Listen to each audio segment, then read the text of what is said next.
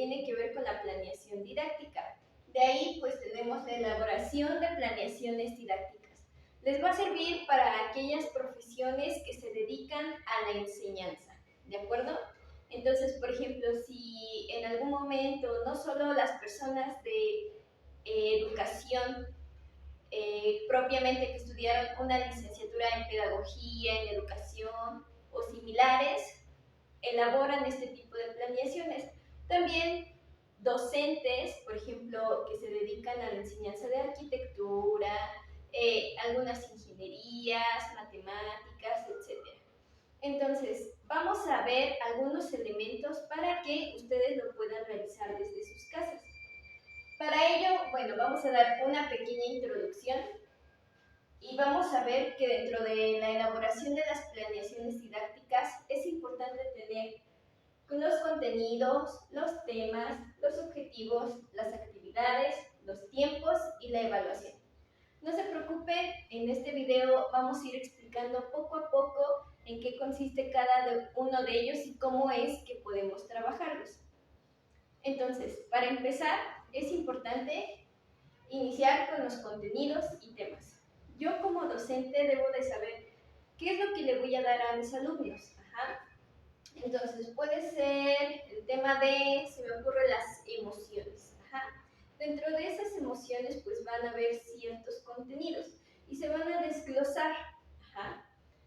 Es importante también ubicar a quiénes le voy a dar esos temas, porque no es lo mismo trabajar emociones con niños, por ejemplo, de primaria, preescolar, a trabajarlo con universitarios.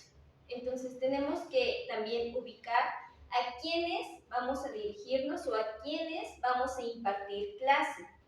En este sentido, o una vez que ya hayamos ubicado a nuestro público o a nuestros estudiantes, pues vamos a seleccionar nuestros objetivos. ¿Qué queremos lograr con ese tema y con esos contenidos? ¿Cómo puedo yo elaborar un objetivo para mi planeación didáctica? Bueno, hay diversas formas y no sé si por ahí alguna vez han escuchado que algunos objetivos inician con algunas palabras como el alumno será capaz de. Eso pues lo trabajan mucho en la parte de educación básica. Sin embargo, también se pueden elaborar objetivos para otros niveles, especialmente para nivel superior, donde se recomienda que inicien con algún verbo. ¿Y a qué me refiero con esto? Puede ser, por ejemplo, identificar, valorar, reconocer, comprender, analizar. Todos estos verbos nos van a ayudar a saber qué es lo que queremos lograr. Recordemos que el objetivo es nuestra finalidad de nuestra planeación didáctica y de todo lo que ella engloba. Una vez que ya hayamos planteado nuestros objetivos, vamos a poder saber qué estrategias, qué actividades vamos a hacer. En este sentido, pues en el tema de los objetivos, es recomendable responder a 3 preguntas. ¿Qué es lo que voy a hacer? Que ahí damos respuesta con el verbo. Reconocer, valorar, comprender, identificar. ¿Cómo lo voy a hacer? ¿Y para qué lo voy a hacer? Seguimos con el tema de las emociones, ¿no? Identificar los tipos de emociones. ¿Qué voy a hacer? ¿Cómo lo voy a hacer? A través del análisis de la información. Puede ser referencias de revistas científicas, libros, documentos. Y lo escribo tal cual en mi objetivo. Y por último, ¿para qué lo voy a hacer? Con la finalidad de que los estudiantes o los alumnos logren identificar los tipos de emociones. Entonces, en este sentido, al redactar este objetivo, tenemos esas respuestas. ¿Qué voy a hacer? ¿Cómo lo voy a hacer? ¿Y para qué lo voy a hacer? Una vez que ya hayamos planteado nuestros objetivos, debemos de empezar a idealizar algunas estrategias, métodos, herramientas que nos ayuden a cumplir esos objetivos. Para ello, vamos a requerir de utilizar las estrategias didácticas. Y estas estrategias engloban la parte de actividades. Para quienes no conozcan todavía o no estén muy familiarizados con el tema de estrategias didácticas, pues bueno, aquí les comparto que una estrategia didáctica son pasos a seguir, procedimientos que tanto el docente como el estudiante elaboran o llevan a la práctica. Estas estrategias, que como les comentaba son procesos, van a permitir que se logre el proceso de enseñanza y aprendizaje. Entonces, estas estrategias didácticas pueden estar complementadas por actividades, técnicas, herramientas, recursos, materiales didácticos. Se me ocurre un debate. Estamos en la clase no sé, formación cívica y ética y queremos ver el tema del aborto, ¿no? Entonces, el debate es mi estrategia didáctica. Y también, pues bueno, hay que indagar un poquito más en el tema de estrategias porque tenemos la parte de estrategias para enseñanza y estrategias de aprendizaje. ¿Cuál es la diferencia de cada uno? Bueno, la mayor parte del tiempo las estrategias de enseñanza van a ser utilizadas por el docente y las estrategias de aprendizaje van a ser utilizadas por el estudiante. ¿Y por qué digo que la mayor parte del tiempo? Pues bueno, quienes están familiarizados con el tema de la educación, pues saben que el estarnos formando en un ambiente desde preescolar, universidad o incluso posgrados es un elemento o un ambiente, más bien un ambiente donde no solo el estudiante aprende, ya en la actualidad la educación se ha convertido en un proceso bidireccional. ¿Esto qué quiere decir?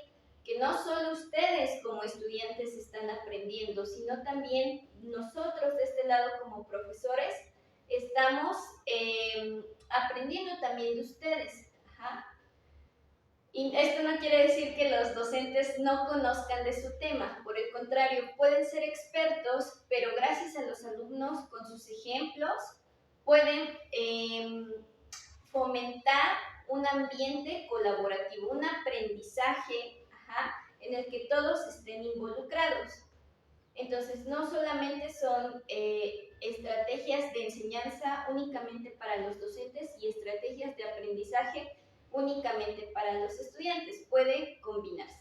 Pero ¿cuál es la diferencia entre cada una de ellas? Pues bien, como su nombre lo indica, las estrategias de enseñanza van a ser utilizadas para que tú le puedas transmitir o hacer que el estudiante construya su propio conocimiento.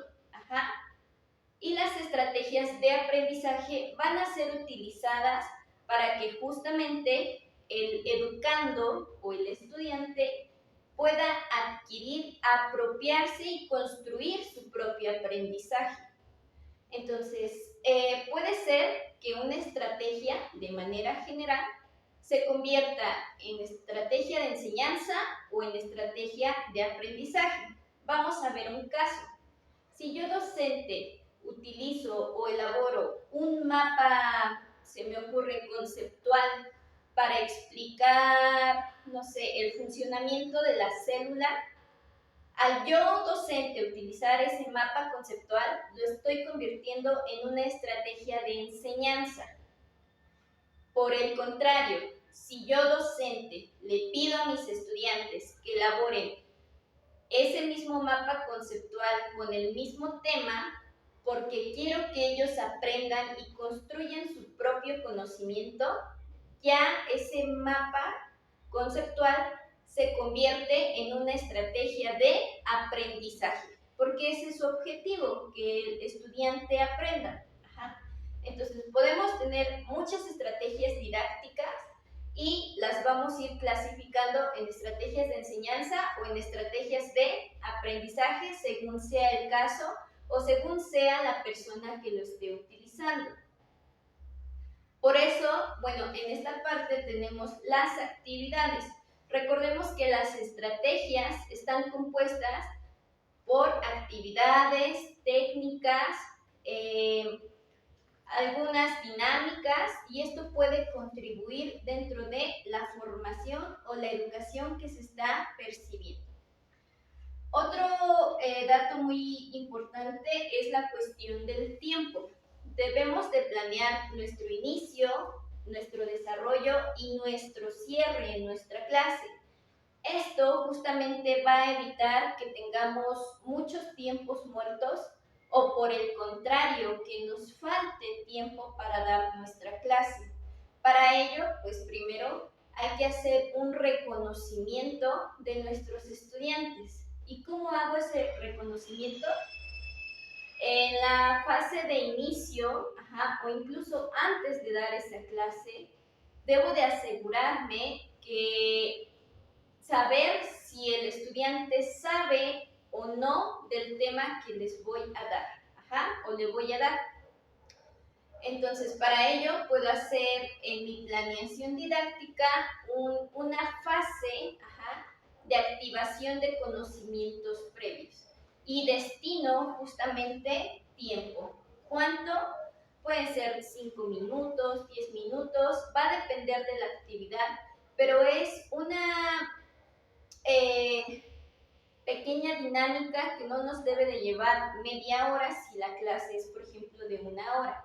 Entonces, son momentos de inicio que me van a permitir identificar qué tanto saben mis estudiantes para que justamente no caigamos en la situación de aburrirlos o irnos muy rápido cuando ni siquiera conocen del tema.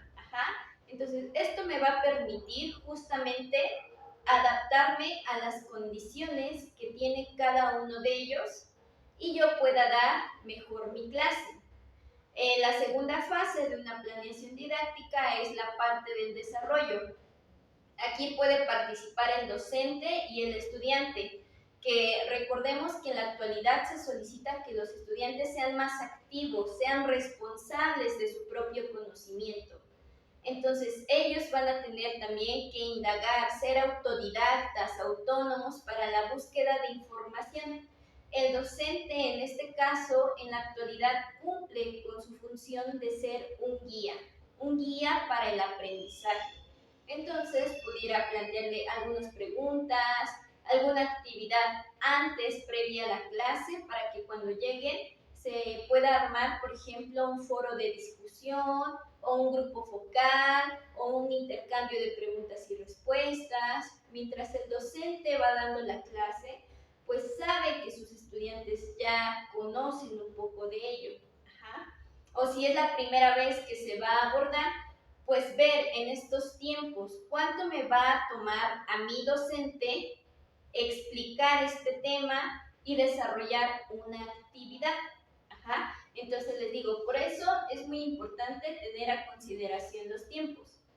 ¿Cuánto docente a mí me toca para esa clase? No es lo mismo tener 1 hora a 5 horas de la misma materia y ver si solo voy a dejar una actividad o pudieran ser 2 actividades, pero que me permitan extenderme incluso esas 5 horas. Y esto también tiene mucho que ver con el último punto, que es la evaluación. La evaluación puede o estamos acostumbrados a que sea al final, y siempre que decimos evaluación lo relacionamos con un examen. Sin embargo, podemos tener una evaluación inicial, una evaluación procesual y una evaluación final. Dentro de las evaluaciones iniciales podemos comenzar con una lluvia de ideas y ahí desde ese punto estamos evaluando qué tanto saben mis estudiantes y no por ello se requiere hacer siempre un examen. Ajá. En la parte de evaluación procesual, pues bueno, yo docente necesito ir verificando cómo va el progreso de mis estudiantes, desde que iniciaron hasta ahorita que estoy dando el tema. Ajá. Esto tampoco se traduce a realizar un examen, por el contrario, una evaluación procesual puede ir incluso desde observarlos, ver el avance que van teniendo cada media hora, cada 20 minutos, etc. O incluso, si estoy realizando un proyecto, ¿qué avance tuvieron este día y qué avance tuvieron al tercer día, ¿no? Porque pues generalmente los proyectos no solo es de una hora, sino varios días a la semana. Y por último viene la evaluación final. Les digo, a veces pensamos, ¿no?, que terminar la clase del docente y les dicen, hoy vamos a hacer una evaluación y todos pensamos en examen. Pues no, una evaluación final también nos permite identificar qué conocimientos ha adquirido el estudiante al final de nuestra clase, para que justamente tengamos algo que se llama retroalimentación. Esto me va a permitir que yo, docente, le pueda ayudar al alumno con esas partes o esos temas que no quedaron muy claros dentro de mi planeación didáctica. Pues bueno, estos son algunos elementos. Si quieren pues un siguiente video de cómo hacer el formato, pues estaría muy bien. Les agradezco bastante por ver este video. Recuerden que si quieren ver más, sigan la página, comenten. Sus opiniones son muy importantes. Nos estamos viendo. Hasta luego.